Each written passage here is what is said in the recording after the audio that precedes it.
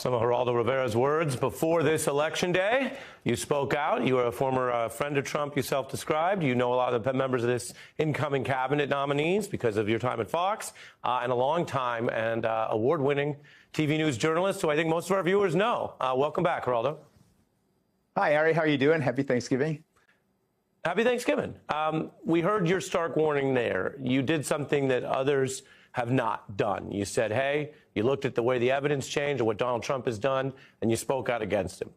We also now know that he won this election.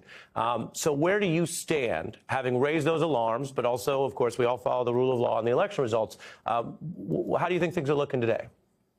What a great question. Where do I stand in terms of the president, now that he's the president-elect, with this overwhelming mandate? You know, I thought with some trepidation about the example of Morning Joe and Mr. and Mrs. And going down, kissing the ring, and so forth. And would I do that? I haven't yet. I don't expect to. Although he is the president of all America now, the campaign is over.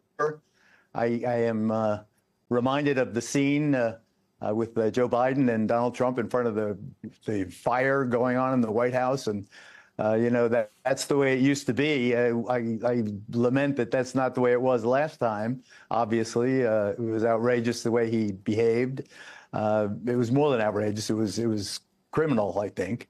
But now he's the president, and the question is, what do you do about it? You know, you could spend the next 4 years weeping in the library, but I don't know. I don't know whether I will. That could be, you know, you could have like a question every Friday. Has Geraldo congratulated Donald Trump yet? Has he come to kiss the ring yet, like Mika and Joe? Yeah, I guess, so, look, there are people who... No, and I think there are people who look at it in a number of different ways. Covering this stuff versus whether you see yourself in dialogue with a politician is a distinction there. I mentioned your Fox colleagues. I'm sure that there's a certain association, right, with anyone that you know, and if you know someone and you like them, then okay, great, you think they're getting an opportunity. Although I think it's also fair to say that Donald Trump is so focused on casting that it seems like sometimes he's casting only from those that he knows already from television and not using the tremendous opportunity and resources of the United States government to recruit from everyone in the country. So notwithstanding that, I'm sure you have good things to say about some of them. What about that? Should the whole cabinet be coming off the airwaves? That's an excellent question, and it does seem to me that he's taking the path of least resistance, and the television has played an inordinate role. But you know, from my point of view, I have several different takes on it. Number one is I remember all those years, I mean, particularly when he won the election, how cool it was that your old buddy is a president of the United States. Now my old buddy is the Secretary of Defense designate. Well, let's say they get confirmed. The Attorney General of the United States, the Transportation Secretary, the head of the Secret Service. When you think about it in those terms, I never thought, coming from Williamsburg, Brooklyn, and West Babylon, Long Island, that I would be you know, on a first-name basis with the people who run the most amazing country on earth, the most powerful country, so on and so forth. So it is humbling, and it is you know, it distorts your reaction to things. Maybe you know, you fight so it doesn't change your values that you know, the positions that you express are your positions, and you stick by your principles. But it is a heady experience. Make no mistake about it. Now, in terms of and it's interesting you use that word distort, And much has been said about the president-elect's fame, his so-called celebrity, and whether he's used that in a way as a crutch to distort things which otherwise wouldn't cut ice. I mean, I mentioned it earlier in the program, the ethics allegations that his aides faced last time, many of whom were driven out of office for it, and what they're facing now. The New York Times and a conservative outlet, as you know, Just the News from Solomon, reporting on allegations of influence peddling. That's not left or right. That's just unethical if proven. And then you go to the immigration issues, which I wanted to get your follow-up on, because, again, you say, well, is it distortive, or you recognize somebody, or you have a link with them? Fine. But what about when they're bad-mouthing so many of our fellow Americans or people who are legal, documented immigrants, and some people who are undocumented? Take a listen to Geraldo, again, from that interview we did pre-election. This is what you said about some of that.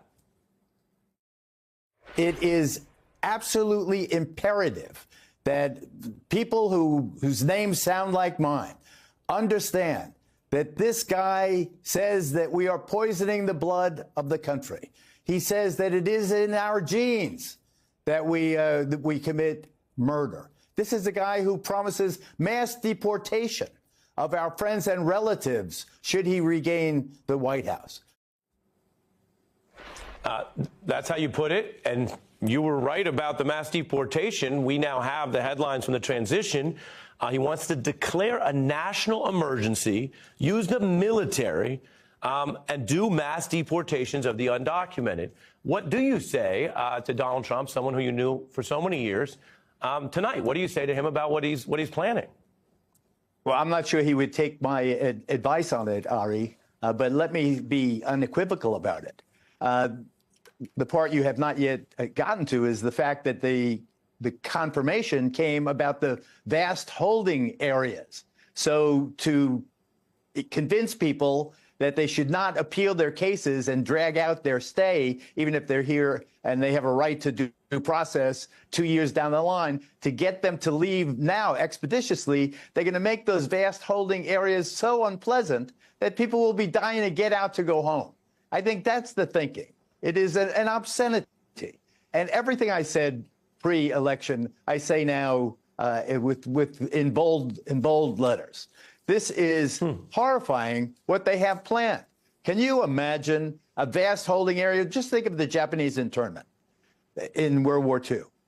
This is going to be that in a much vaster scale. And the more people that they crowd into these places, the more horrifying it's going to be. And it will weigh on the conscience of every American.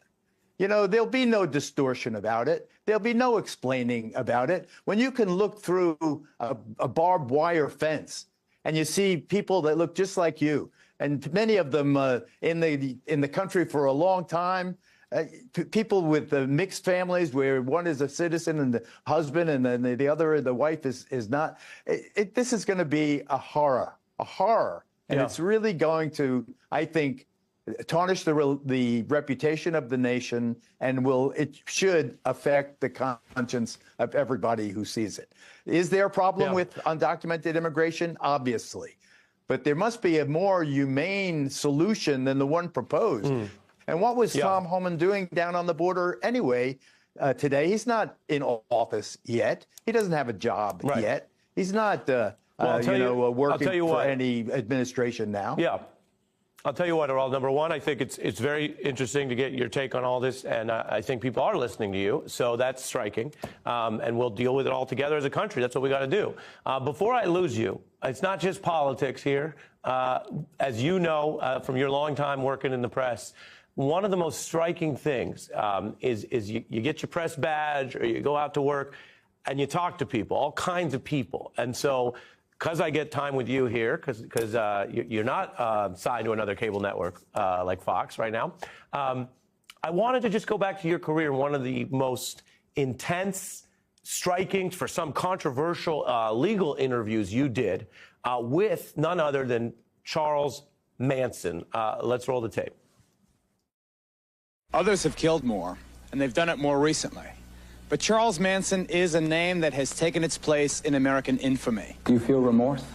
I don't know what that is. You know what I think? That you are an evil person. Right, I'm evil. I'm terrible. You are Oh, terrible. yeah, I'm awful. Look me straight away in the eye. Do I look like I'm guilty about anything? You look more guilty than anyone I ever looked in the eye in my life. Really? You remember that interview? What can you tell us about that? Oh, what did you learn? And again, in the pioneering days of that earlier kind of rougher tumble TV, the interviews you did, the reporting you did, tell us about it. Well, Manson really did reek of infamy. I really thought he was a disgusting person. And the worst thing about Manson and his popularity was the fact that he was the biggest selling T-shirt in the country at that time. It was a bizarre perversion in pop culture where this mass murderer was a celebrity as well as a disgusting criminal. It really Manson spooked me more than most. And I did several specials on crime specials dealing with mass murderers, various ones, the prostitution murders in Long Island and so forth. It's a weird part of life, but I've always been able, Ari, and I think you must also have that release valve where you can be professionally engaged in something in a circumstance that is horrible.